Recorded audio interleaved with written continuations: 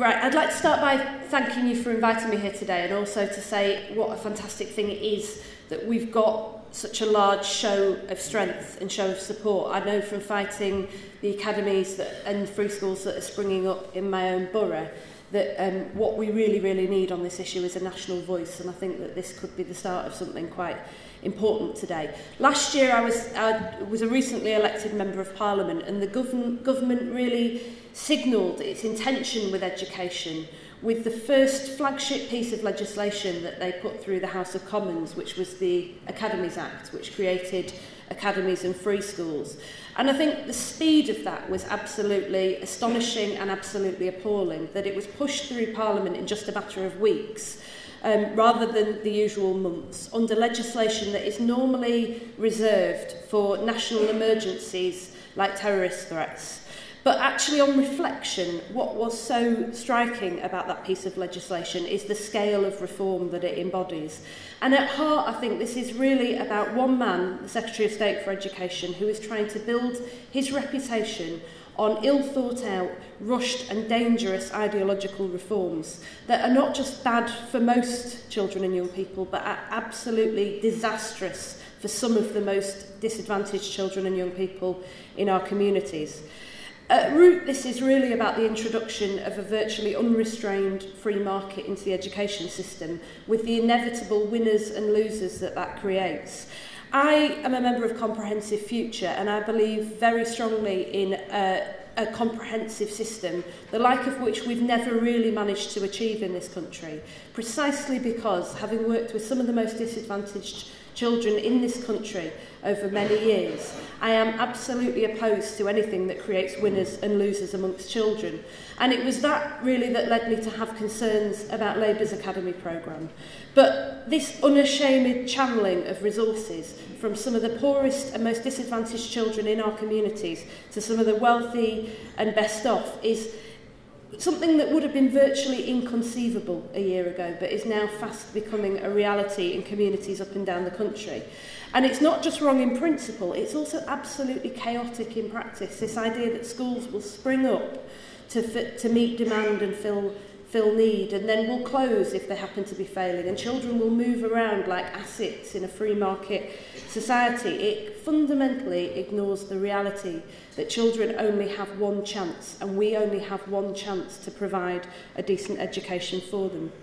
That's why I think that Andy Burnham is right with the line that he's taken on free schools, that they are based on a fundamentally wrong principle, that to divorce a school from its wider community ignores the impact on all children in favour of some, and is absolutely not something that the Labour Party could or should be supporting. But where I perhaps differ from Andy, where I perhaps depart from the line that he's taken, is that I don't think that free schools in their current form could ever embody that ideal of education for all. And I say this not just because of the worst examples of free schools that we've seen springing up, although the worst examples are absolutely shocking. I think one of the best known ones that I worked with the GMB union to expose was the free school in Battersea that was purchased using £13 million worth of taxpayers' money by Wandsworth Council.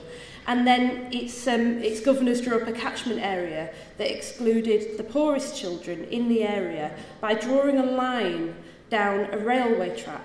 I mean, you seriously could not make this up. They were literally saying that these children came from the wrong side of the tracks and therefore were not deserving of taxpayers' support and help. I mean, schools like that are nothing more than state-funded, elitist private institutions.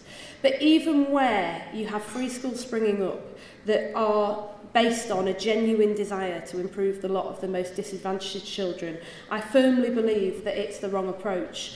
And I'm not the only person who thinks this. We've seen the Archbishop of Canterbury, we've seen all of the teaching unions, and a whole spectrum of public opinion in between, saying that the government is getting it wrong on education. In the opinion polls, it's absolutely striking that on health and education, the vast majority of the population believe that this government is going in the wrong direction.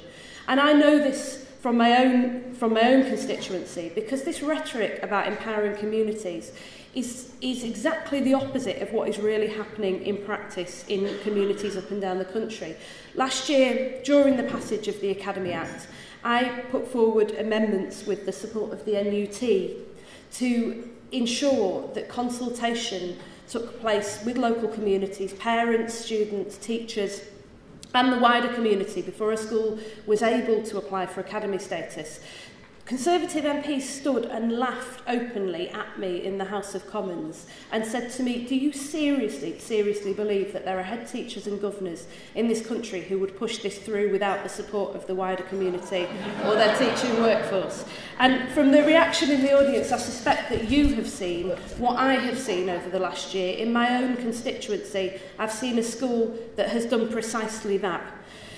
So where do we go from here? Well, I mean, the PISA study, the biggest international study of 15-year-olds across 70 countries, surveying 500,000 young people, tells us exactly what I suspect that you already know, that the best schools are the most equal, they're non-selective, that teacher pay is more important than class size, and that school autonomy is good, but competition is unhelpful. Finland, that Michael Gove is so keen on, has the best paid and most motivated, educated teaching workforce across all of those 70 countries. It has no league tables and, crucially, there is no competition between schools. I visited last year with the Education Select Committee and they were absolutely unequivocal in giving us that message. But instead, this government is taking exactly the opposite approach. They've introduced the English Baccalaureate without any notice, so at one stroke, deeming not just a majority of schools, but actually a majority of children as failing. I mean, if anything could undermine the morale of a teaching workforce more, I'm not sure what it is.